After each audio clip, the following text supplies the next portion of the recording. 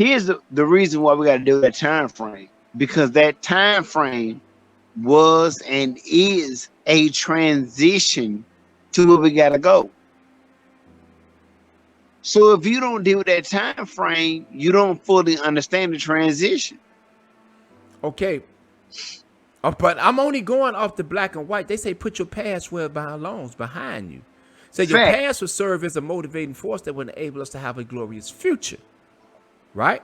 So our Now let's past go. is so our past is going to serve as a motivating force because we know what the past was about. Because the leadership has told us within the new concept what the past was about, right? Now, So hold on. allow me to address that. Okay.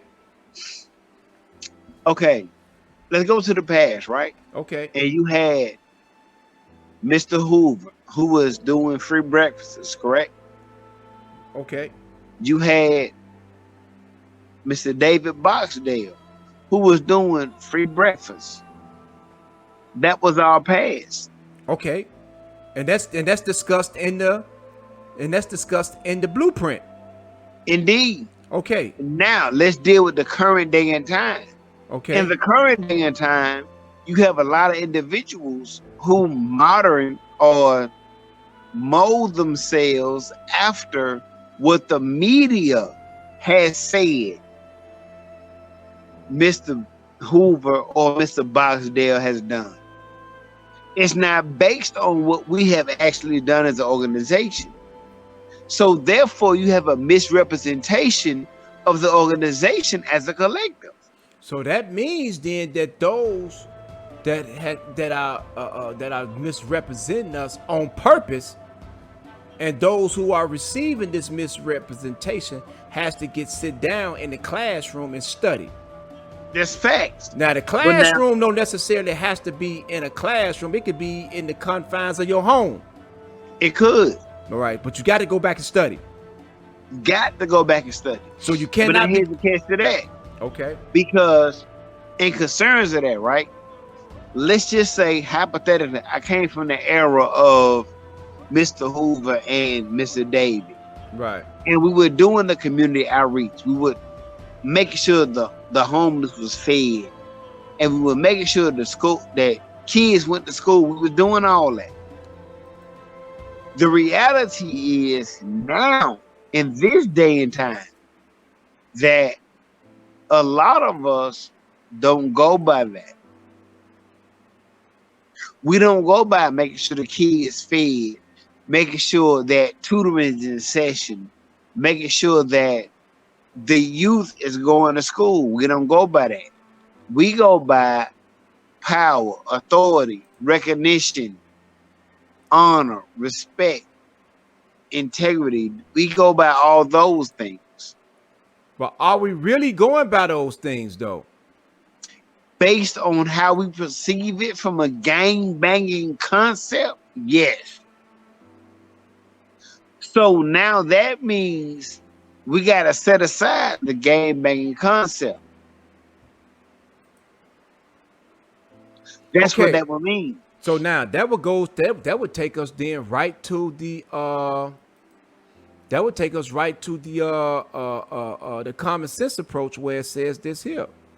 Talk to me. Findings. The majority of our peoples are guilty of this negativism. Reasons are most peoples are unaware of the definition of organization. Therefore, it will be spelled out as follows. Organization is a unified and consolidated group of people with an executive structure that deals with the well-being of all of its people. It's an executive structure of business and enterprise for individual growth and collective acceleration of the body as a whole. It does not mean a bunch of disorganized wild radicals who have trouble in distinguishing the 80s from the 60s or fear they must hate and fight other organizations because their concepts are different from their own. Fact. There is also this attitude that some members think they have to be around the executive staff that governs the nation to be recognized. All members will be judged on their characters, loyalty, and ability to think, and above all, your ability to function as part of the organization structure we have built and is continuing to build.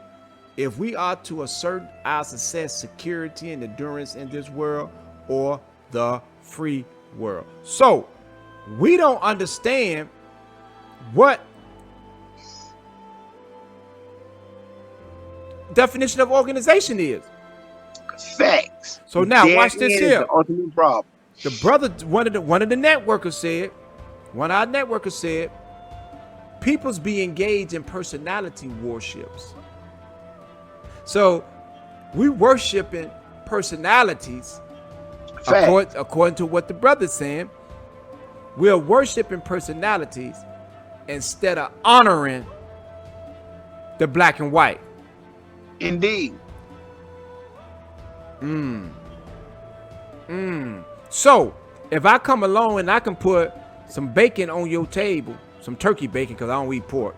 If I could put some turkey bacon on your table, then you will worship me. Facts. But if the brother I Am Truth, Azaria, want to put some real fat on your head with the knowledge, wisdom, and understanding of self, you will look past him.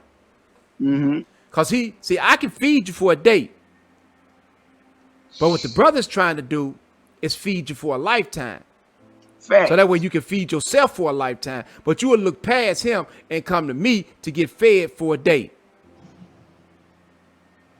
I mean, something is wrong with that, bro. Something is totally and seriously wrong with that. Now, let's go into what's wrong with that. Because a lot of guys, a lot of girls, a lot of the folks embrace things based on their insecurities and not based on their teachings. You said they base things on their insecurities and not based upon their teachings? Exactly. Explain. All right. Prime example, right? Let's just say in my neighborhood, I am an individual that is overlooked. Okay.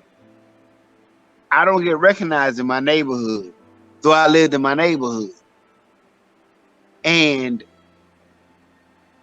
because I have access to certain things, I have resources to certain things, I can feed my community. So I'll be like, okay, I want to get recognized. I want to be seen as somebody. So I make sure my community gets fed. So you're not doing it because it's the right thing to do. You're doing it to be recognized. You're doing it for photo ops. Exactly. So you doing it to cozy up with people so they say, hey, you see who I'm standing next to? Hey, I'm with this person. I'm with this person. I got the pictures with this person. So it's not done because it's the right thing to do. Exactly. Because now you want everybody to see what you're doing. Hey, pay attention to me. Look at me. Me. So that goes back to what the brother was saying. People's be engaged in personality worship. Exactly. Because we often follow those who appear to be doing the most work. Not really understanding the one that you overlooking is the one that's really doing the work. Exactly. Boy, this is deep. This is deep. This is deep. And we also got to remember this here, man. And I'm taking us in a different direction right now, man, because we just building, man. We building with this here. And we looking for more networkers, man, to come on, man, to build with us. We need more peoples, man. Come on, man. Chime in with us.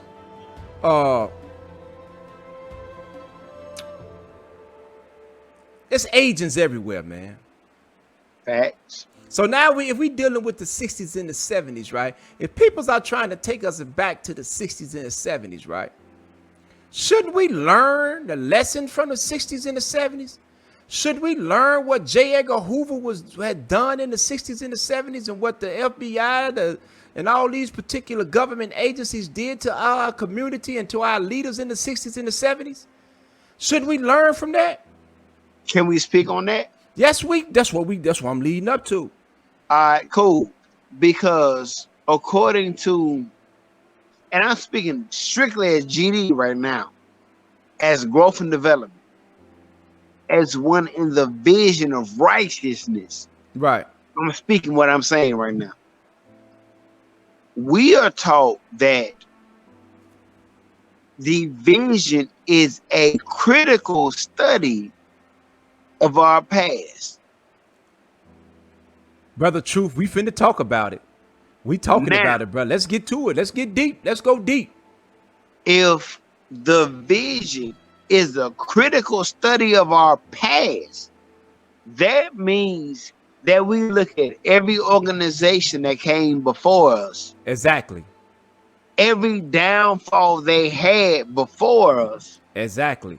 and figure out how not to be victim to that same downfall.